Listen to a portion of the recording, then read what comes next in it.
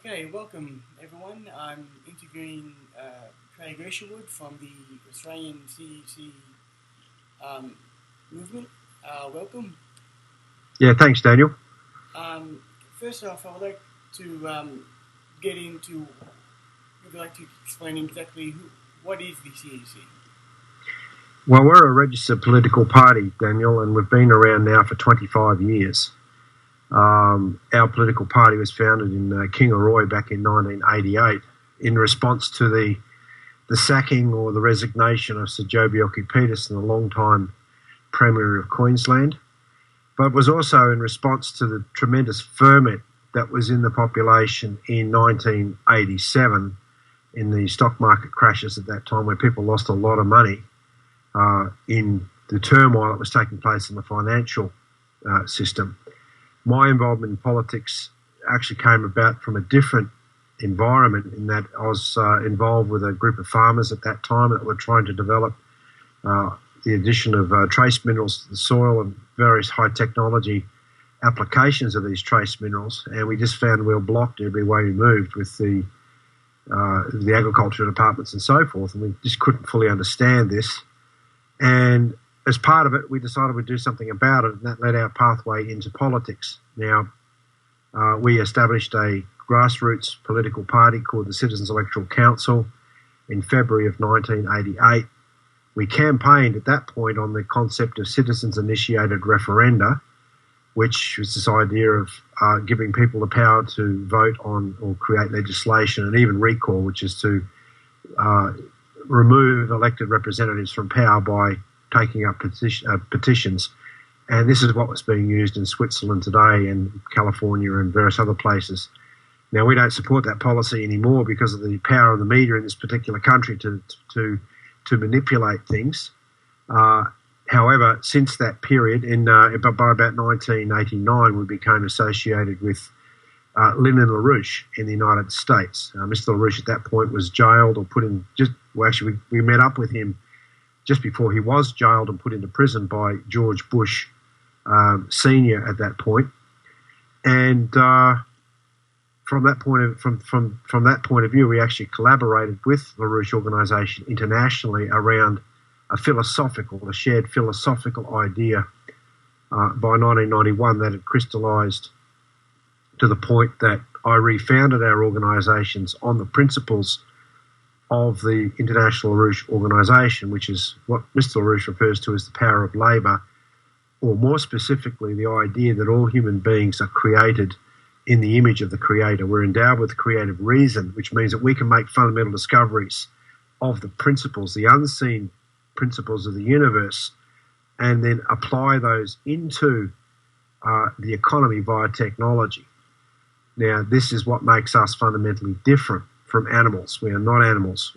We're a higher species of animals. We have animal-like qualities, but we actually have a mind that is able to discern these underlying physical principles within the universe that we can't necessarily see with our senses. So that philosophy has built our organisation for the last 20 of those 25 years, maybe a bit longer. But we're based here in Melbourne. We have a national organisation with representatives in every state, and we contest elections, but publish a lot of material all the time. Yes, I noticed on your website quite a lot of material, but with Lyndon LaRouche in particular, as an outsider looking in, if you look at LaRouche's background, he was a Marxist, he was a Trotskyist, he was a New Deal Democrat, he was a pro-Plato, so he's a bit checkered. I'm not too sure what to make of him. He's a bit all over the place. So for an outsider like me, who exactly is Lyndon LaRouche?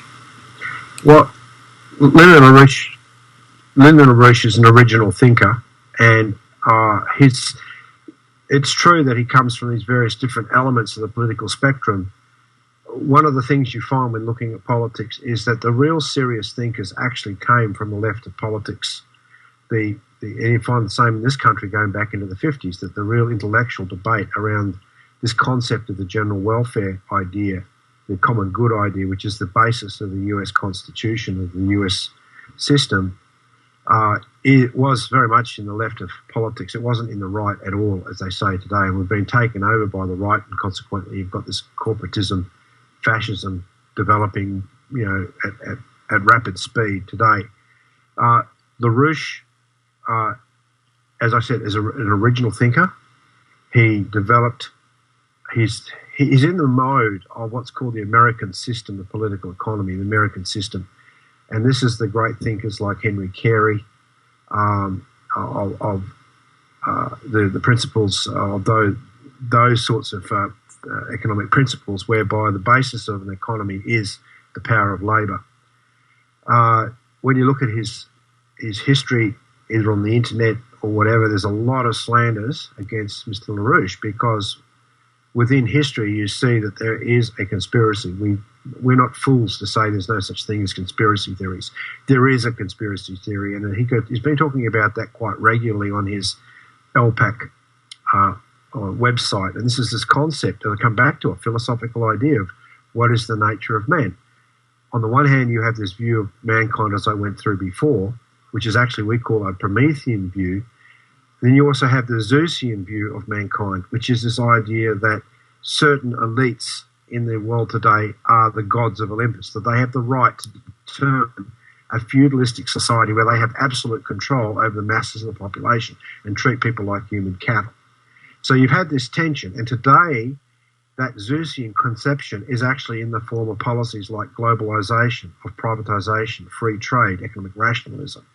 That's what we're faced with today. And Mr. LaRouche, for the last, 60 years, has represented the counterposition of the American system, that the role of the US, for example, the US government, is to support the general welfare, is to support the development of the economy through large-scale infrastructure development projects. And he draws upon two great people in the American history, which was, first of all, Abraham Lincoln, who, after winning the American the war against the British Confederacy, at that particular point, developed America by building the transcontinental railroad system. And you saw a huge degree of population growth in that country at the point, because they invested in industry and then the development of their manufacture sector. You had the Centennial Exhibition in Philadelphia, which became a world focal point for the development of this American system at that point. And the second great person that Mr. LaRouche refers to is Franklin Roosevelt, who, with his New Deal policies, developed the physical infrastructure to put millions of people back to work very quickly in the period after the Great Depression. So on the one hand, you have these policies of real economic development through the development of the population, through the development of the capacity to support the creative abilities of the population. And on the other hand, you have the Zeusian viewpoint of mankind through the policies we have today of the British system of free trade globalization. And consequently, there's been a lot of tensions. And Mr. LaRouche was framed up in 1989, in the 80s, I should say, went to jail in 1989, not because he was wrong, but because he represented such a threat to the establishment. For example, in 1982, President Lopez Portillo went with LaRouche's policies to nationalise the oil industry and to go with policies that represented a real threat to the likes of Henry Kissinger. And Henry Kissinger, through the various avenues of the FBI and so forth, had LaRouche eventually framed up. The intention was to actually kill him. And they did try to kill him through a raid that took place in 1986 in Leesburg, Virginia, where they had over 400 armed personnel surround his house. They had helicopters, they had tanks, they had the whole works. And the intention was to literally kill Lyndon LaRouche. But fortunately, a telephone called Ronald Reagan, who respected LaRouche's views, stopped that from happening. Of course, Reagan wasn't in power at that particular time. But Reagan and LaRouche were extremely close, because Reagan himself had a policy of he hated this idea of the threat of nuclear annihilation, of nuclear weapons And he allowed Lyndon LaRouche to have back-channel discussions with the Russians on a program called the Strategic Defense Initiative, which was otherwise slandered as Star Wars program in the 1980s. And the idea was that Russia and the United States develop new physical principles to make intercontinental ballistic missiles and the nuclear threat obsolete. And he was in discussions with the Russians, back-channel discussions with the Russians on behalf of the United States. And Andropov, at that particular point, on behalf of the British, said no.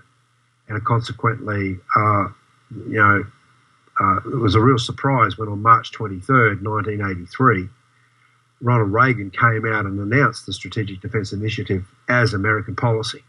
And consequently, that put a target on Mr. LaRouche's head because this was threatening the entire post-war mutually assured destruction doctrine of Henry Kissinger and Bertrand Russell and others. So that's Daniel, the level at which Mr. LaRouche has been operating at ever since he's been involved in politics in the post-war period. And consequently, he's extremely well known as a representative of the American system.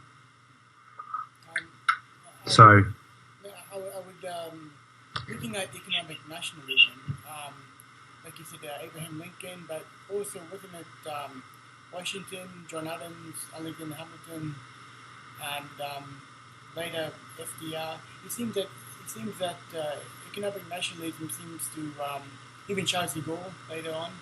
That seems to be the counter of what's happening today.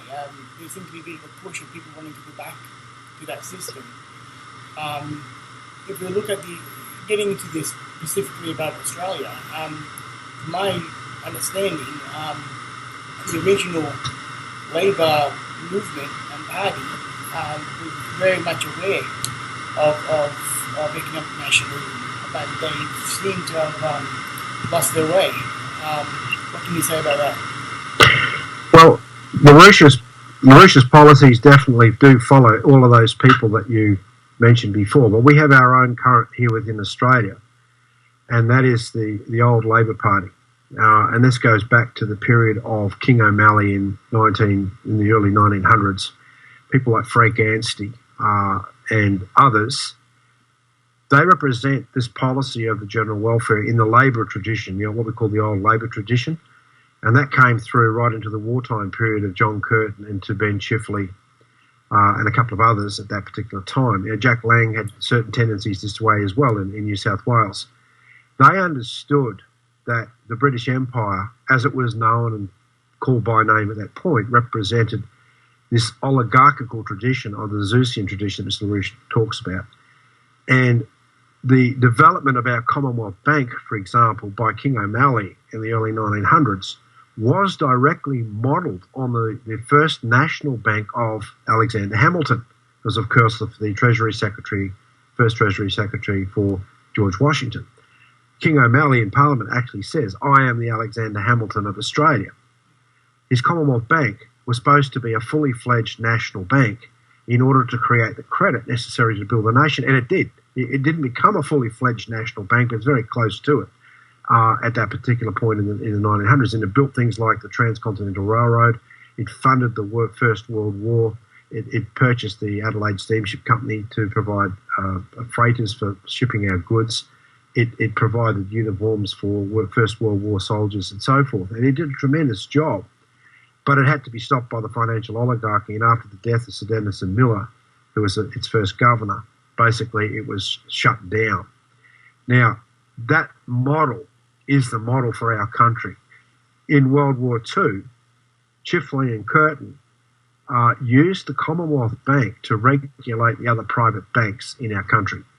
And what they did was, through regulation, stop the profiteering of the private banking system. And if you go back and look at the history, and I've done this on our website, there was a conference presentation that I did back in May of last year, where I showed that the policy of the Great Depression was a deliberate policy and did not have to happen. from 1929 to 1938, there was actually no expansion of credit in the economy at all, because it was actually a contraction by the mandates of Sir Otto Nehemiah from the Bank of England and the then Conservative government. In fact, if people look at that presentation, they'll see that there is no difference between the policies of Sir Otto Nehemiah and the Conservative government of Joe Lyons and Joe Hockey today. They're the same. They're the same animal. The Liberal Party was the United Australia Party, going way back there. Sir Robert Menzies, the whole thing. They're the same animal. The same policies back in the 1930s, the same policies today. So people shouldn't be shocked about that. I'm not. I look at it and I say, man, these are exactly the same policies. But the intention at that point to deal with the Great Depression was to cut wages, to cut costs, to slash and to increase taxes, and so on and so forth. The same ideas today. Now, Jack... Sorry, go ahead. Like modern day, what we see today is modern day austerity measures. That's right. So,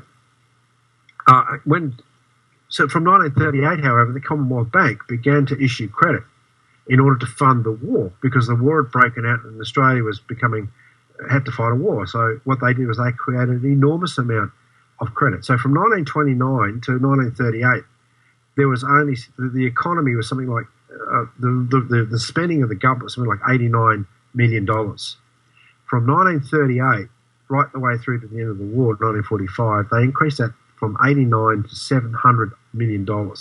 That's how much the credit the Commonwealth Bank created. And that credit wasn't just spent in speculative stuff as it is today. It was spent into the development of our manufacturers, and we developed a machine tool manufacturing capacity sponsored by the government, funded by the government through the Commonwealth Bank. We were able to then make a net contribution to the war because of the directed credit that took place over that period. The power of the Commonwealth Bank was going to be enshrined in legislation. Chifley tried to nationalise all the banks and just have the one bank, the Commonwealth Bank, to run the credit of the nation. That was defeated by the Conservative Privy Council at that particular point, and by the massive campaigns of the private banking system at that point. And ever since then, once Kurt Chifley was off the scene, the private banks have had whoopee. They've destroyed the Commonwealth Bank completely from what it used to be. And now we're in a situation that the private banks themselves, as you'll see from material in our website, are looking at this measure called bail-in order to be able to steal customers' deposits in order to prop themselves up. And this is the model that was seen in Cyprus. I think Cyprus was the test model. They initially start from a very small country. No one paid too much attention. But that's usually them testing to see can they get away with it, how the people are going to react. Yeah, that's what happened.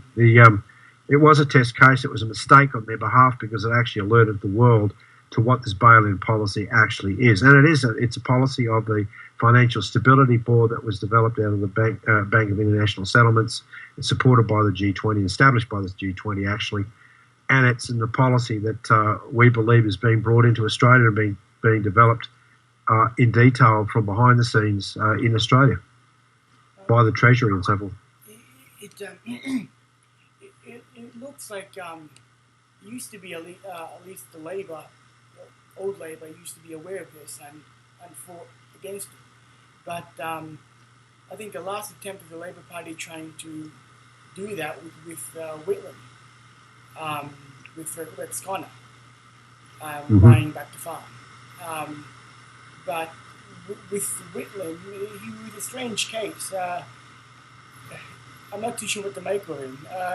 One side, I can see him being a bit of Australia's JFK. I mean, JFK, he backed the system and he wanted to, I think, end the Federal Reserve, and he wanted to go back to greenback currency and so forth. We know what happened to him. But with Whitlam, it seemed like he was politically assassinated. I have a theory that if he stayed on, if he fought against the dismissal, or he got back into power, if he carried on the way he was doing, I think he could have possibly ended up like Kennedy.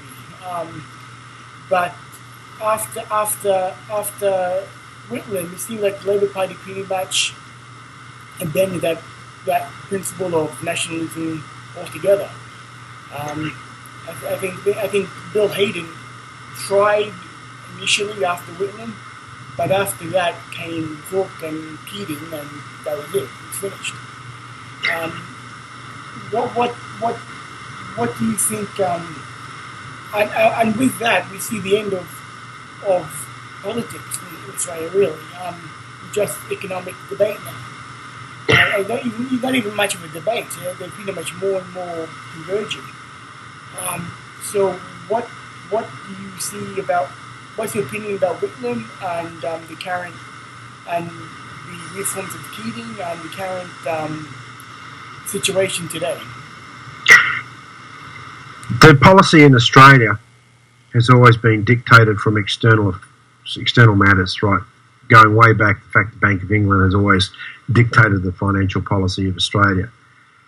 We had a great tragedy in 1945 with the death of Roosevelt because his intention was to destroy the power of the British Empire and to free nation states such that they could develop their own credit, modelled upon what he was doing, what he did do for the 10 years prior to his death.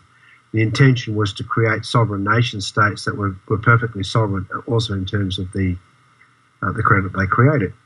Now, when he died, you had this creep Truman come in, who was threatened by the British at that point that he had to toe the line. And, Winston Churchill had spent some time biding his time, waiting for the death of Roosevelt, knowing that they could then stem the tide or the directionality that Roosevelt had taken the world. So this has been continuing in a post-war period right up until the early 70s. And you saw that, for example, in 72, Nixon took the US dollar off gold and we began the process of the floating exchange rate system. Whitlam had revolutionary ideas to come in, but he challenged the homogeny of the British banking system because right up until that period, you had the British demanded that you did certain things in certain ways. You had certain channels and with which to get finance. And he challenged that whole ball game. And that's just intolerable because eventually you challenge the power of the Queen of England, who through her representative had Whitlam sacked because he was going to buy back the farm. He was going to take Australian resources for Australians. And today the biggest companies that you have operating in the world, in Australia, is in fact the British.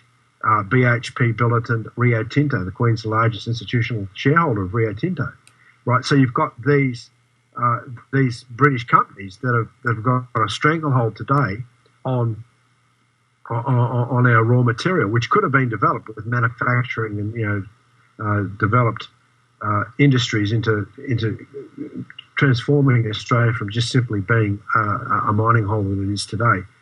So you had Whitlam come into an era where the tendency was to destroy nation states, was to break down the idea of any national sovereignty, to go with the international system of the International Monetary Fund of central banking, not national banking. And and this continued. I mean, Hawke and Keating were basically products of an institution that we've written a lot about in our publications called the Mont Pelerin Society. The Mont Pelerin Society in the early 70s began spawning all these think tanks down here from its ideological founder, Friedrich von Hayek, and other oligarchs from Europe, whereby the policies were going to be privatisation, union busting, legalisation of drugs, particularly privatisation of infrastructure is a big one. And since the 1970s, these policies have become hegemonic in Australia to the day that the last generation of people wouldn't have a clue about what the alternatives are. So, I mean, Hawke and Keating played an enormous role in destroying the Australian economy in what they did. Keating in particular believed that Australia should become the Antipodean Venice of the Southern Hemisphere. He wanted Australia to become the financial headquarters of the Southern Hemisphere. He promoted Australia as basically just becoming a mining export economy. And, a lot of what he's proposed with the deregulation proposals It started with the banking system at that point, opening up the banks to come in, foreign banks to come in. The sell-off of the Commonwealth Bank was a big one.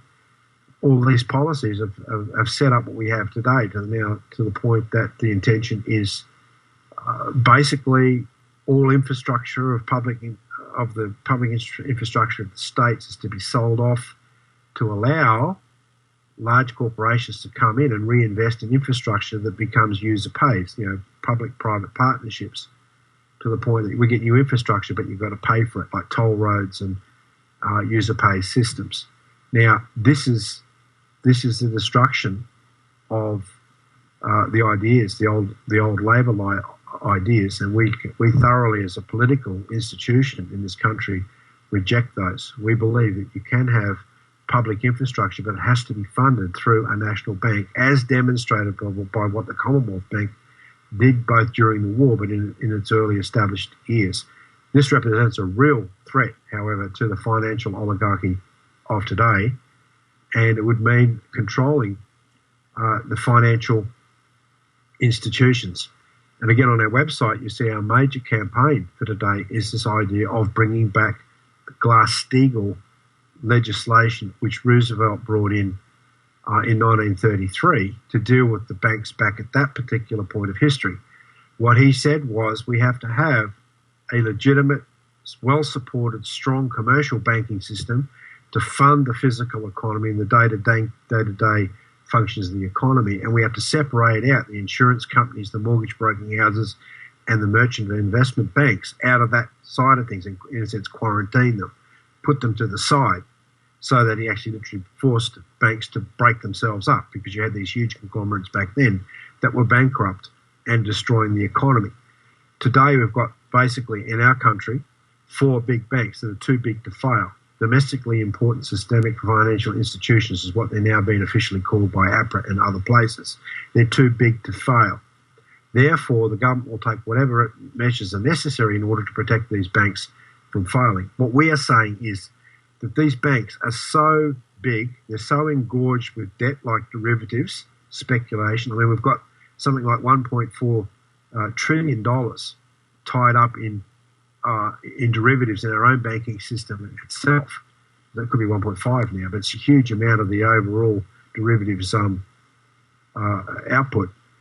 But the intention of the legislation for our country is to say, break up the big 4 banks, go back to a regulated commercial banking system. And if the people want to put their money in investment banks and merchant banks and so forth, that's fine. Go back to what it used to be. But they don't get bailed out by a central government. They don't get bailed out by the taxpayer, right? So what you've had is that these banks are today being bailed out by the taxpayer. And that's what happened in 2008 with the government guarantee. The banks were actually failing at that point without the AAA rating of the government being able to be bought. At that point, the Australian banks wouldn't have been able to get the necessary overseas loans to keep themselves afloat. A huge volume of the exposure of the of our banks is overseas borrowings, like well over $500 billion of the loans in our banking system are foreign backed. So if those loans weren't turned over, you would see the disintegration of our banking system. So that's why Glass-Steagall is such a crucial element to going forward. Without it, we are going to see the collapse of our banking system without a doubt. It goes back to the concept of national sovereignty. If so much foreign forces actually we are indebted to, if they call in their debts anytime soon, we're finished. I think very similar thing happened with America when Germany asked for their gold, and Venezuela wanted to be paid back in gold, and there's no gold in America anymore, and it seems to be a bit of a shockwave. I think whenever you see in history someone wanting to implement some economic nationalism, like we saw with I think in Egypt with Nasser, and even Syria with Gaddafi. There was talk about him wanting to nationalize his oil and even go on a gold standard. And, quickly they moved quickly against him. All of a sudden he moved from an ally to an enemy. There seems to be that concept of whenever anyone tries to issue some form of autonomy, they quickly get crushed.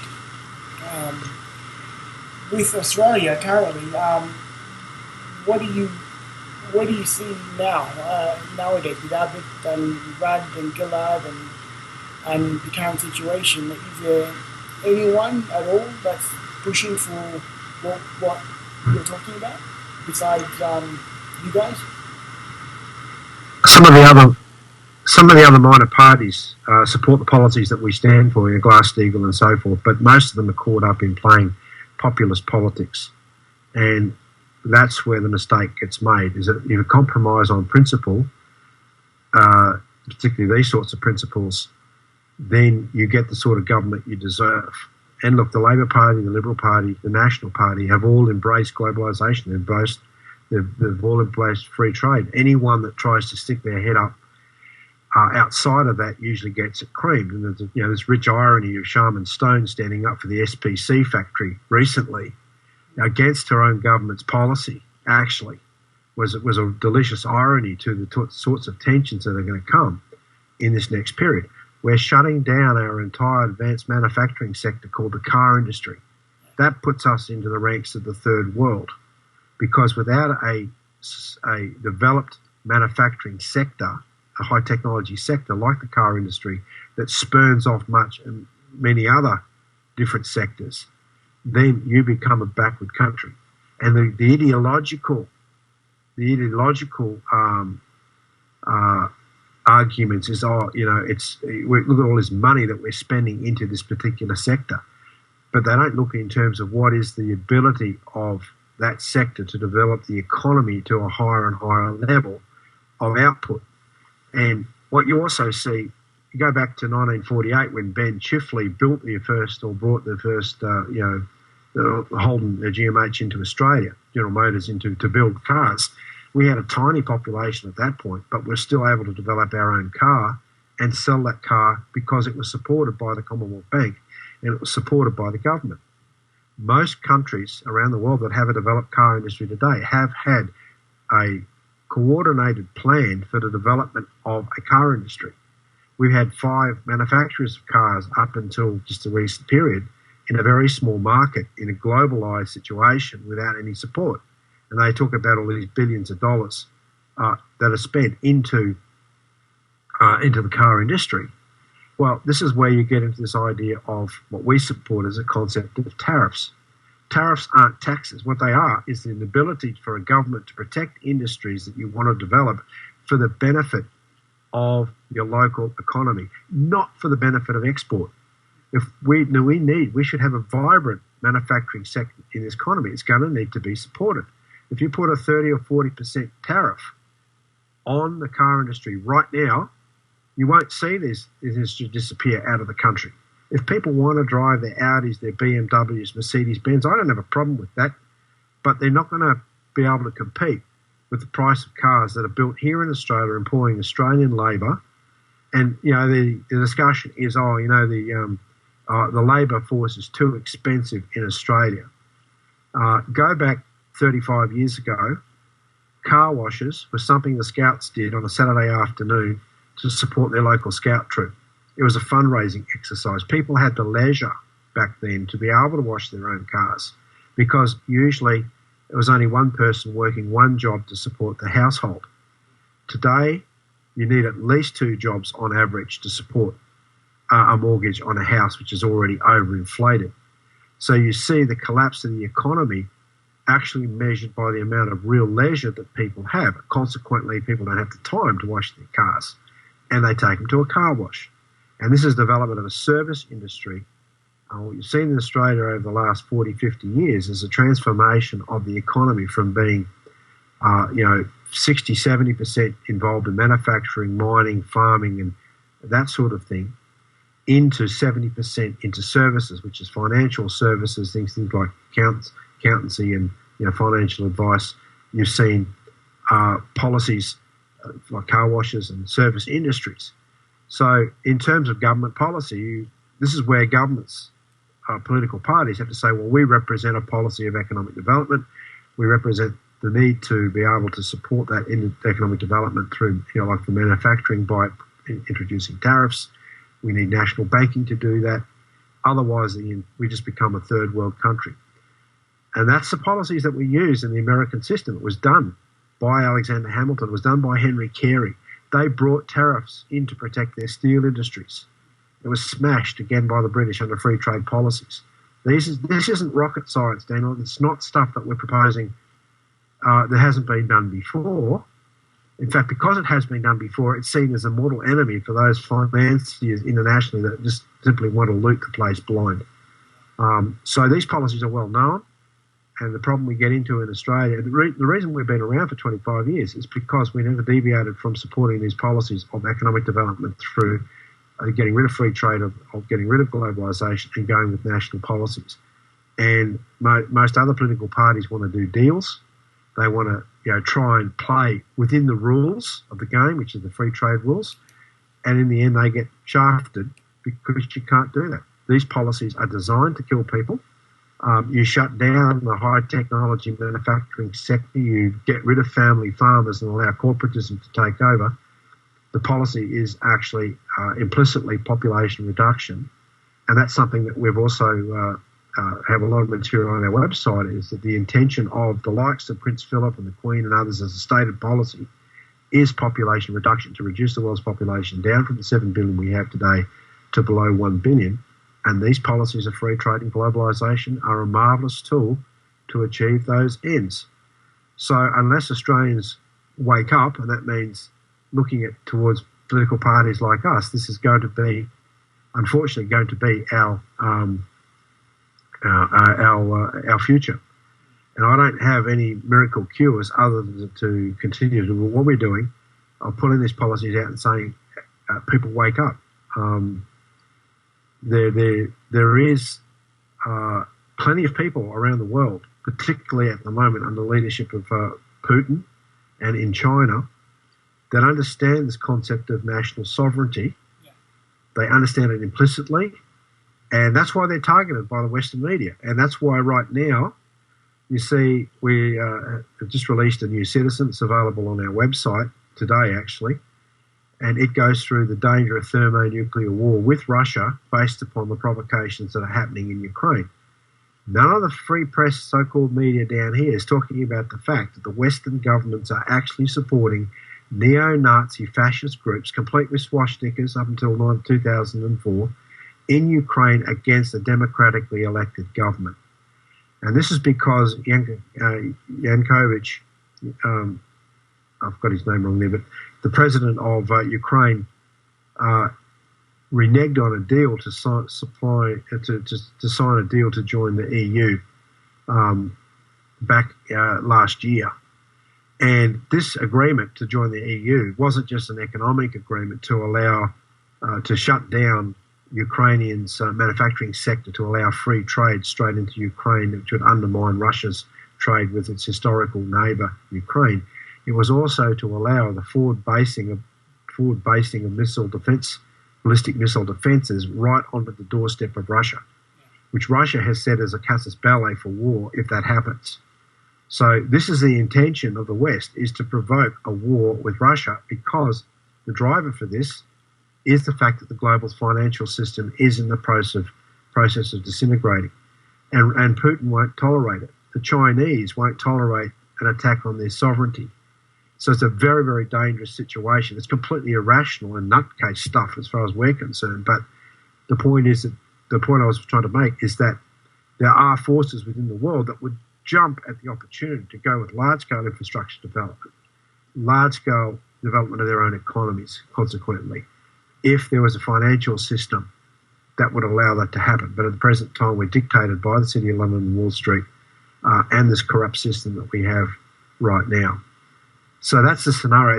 It's a pretty bleak one in terms of outlook. I'm afraid there's not much good news, but the good news is that people can do something about it if they choose to act. and to educate themselves as to what can be done. So we'll see. I mean, it also centres on the impeachment of Obama in the US, which our organisation is playing a crucial role. Get rid of Obama, bring in the vice president there, you have a completely different geometry then, and a different way that the world can proceed. In regards to Putin, for a while, a while ago, I noticed all of a sudden there was all these books coming out on Putin. For a long time, there was nothing. Maybe the occasional book here and there, but then all of a sudden, the big, massive, Putin, new Stalin. But look, I'm not a fan of, I'm not a Putin supporter. He isn't whiter than white, but from what I can see, he is at least putting a spanner into the idea of global governance with his nationalistic tendencies. I think because of that, I think we've seen what we can see as coloured revolutions of what we've seen when Putin was getting re-elected, I think 2012. There was that big Putin Macedonia movement. In the Ukraine, like you mentioned, that big movement now that they're getting pretty violent. And I think even with Syria, there was some allegations of being coloured revolutions techniques being used there as well. I think in regards to the EU, it's more than just. I think Ukraine, okay, we don't like Russia for historical reasons, but if you look at the EU, I see that more as a new Soviet, really. It isn't just a trading bloc, it's the end of sovereignty. But they even come out publicly saying the sovereignty must end, we can no longer exist in a 20th century world, 21st century world, and so forth. So I think we've seen a bit of a pushback there. I mean, in regards to the people feeling helpless, I think we've seen just recently Britain and America and the people saying no to war with Syria. And it was a major pushback of the political establishment. I think they were all ready to go, but they didn't expect such a resistance from the people. So what I'm getting at is I think it is possible to resist. It is possible to make change. I think people get a bit daunted by the idea of this being monolithic juggernaut. What can we do? What can we do? But I think, like you're saying, one reason why you've been around for so long is the principles of economic nationalism. And I think only now we're starting to see the predictions coming true as to why free trade isn't really the way to go. Like you said, there's other minor parties that are getting into populist games and stuff, but can you name anyone that anyone could support? Can I name anyone that we can support? Yeah, I mean, is there anyone that we can throw a weight behind, or is it too scattered at the moment? We can't make any, as a political party, we don't make any recommendations to support any other party than their own, because, yeah. I mean... At least allies? Sorry? At least allies? Any allies out there we can... No, we're fiercely, Daniel, because we've seen so many parties come and go over the years, we've fiercely remained fully autonomous and fully sovereign. We collaborate with different parties, that might share certain developmental ideas. There's certain elements of the Democratic Labor Party that we agree with, Family First. There's other parties like that have certain elements of their policy platform that we agree with. The Australian Reform Party, supports Glass-Steagall.